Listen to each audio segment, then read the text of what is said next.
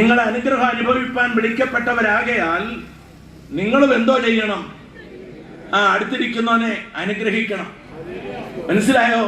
അവന്റെ ഉയർച്ച കണ്ട് അസൂയപ്പെടരുത്, സ്വാർത്ഥത ഉണ്ടാകരുത്. അടുത്തിരിക്കുന്നവന്റെ മുഖത്ത് നോക്കി ദൈവം നിന്നെ അനുഗ്രഹിക്കട്ടെ എന്ന് പറയണം. ഇന്ന് രാത്രി ഒന്ന് പറഞ്ഞു നോക്കിക്കേ, അങ്ങോട്ടും ഇങ്ങോട്ടും ഒന്ന് കൈ കൊടുത്ത് പറഞ്ഞേ, തമ്മിൽ അനുഗ്രഹിക്കണമെന്നാണ്. പോട്ടെ, ഞാൻ ആ ഭാഗവും വിടുന്നു.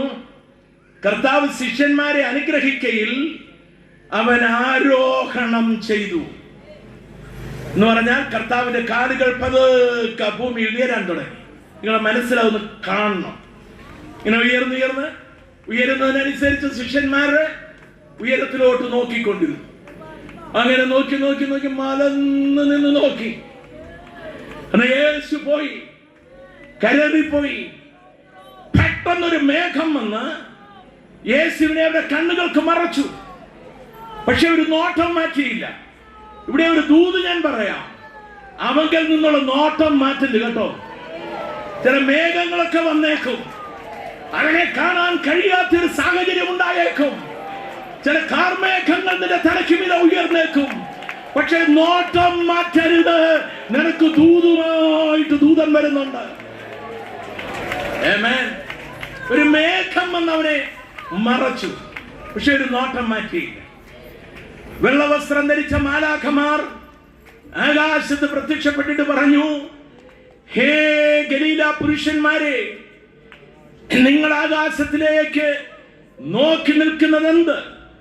നിങ്ങളെ വിട്ടു സ്വർഗാരോഹണം ചെയ്തവനായ യേശു അവൻ പോകുന്നവനായി കണ്ടതുപോലെ തന്നെ, അവൻ പോകുന്നവനായി കണ്ടതുപോലെ തന്നെ, അവൻ പോകുന്നവനായി കണ്ടതുപോലെ തന്നെ വീണ്ടും വരുമെന്ന് മാലാഖമാർ സാക്ഷിച്ചുവെങ്കിൽ മറുരൂപ മലയിൽ നിന്ന് ഉയരങ്ങളിലേക്ക് കരേറിപ്പോയ മസീഹ എത്രയും വേഗത്തിൽ തന്റെ വിശുദ്ധന്മാരുമായി മറുരൂപ മലയിലേക്ക് തന്നെ ഇറങ്ങി വരും.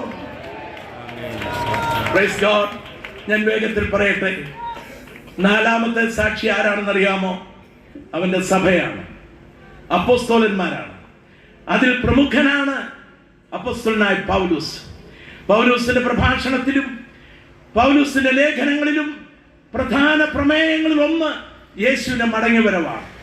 അതിലേറ്റവും പ്രസക്തമായ ഭാഗം തെസ്സലോനിക്കർക്ക് എഴുതിയ 1-ാം ലേഖനം 4-ാം അധ്യായത്തിന്റെ അവസാന ഭാഗമാണ്. കർത്താവ് താൻ ഗംഭീരനാദത്തോടും പ്രധാന ദൂതന്റെ ശബ്ദത്തോടും ദൈവത്തിന്റെ കാഹളത്തോടും കൂടെ സ്വർഗത്തിൽ നിന്ന് ഇറങ്ങി വരും.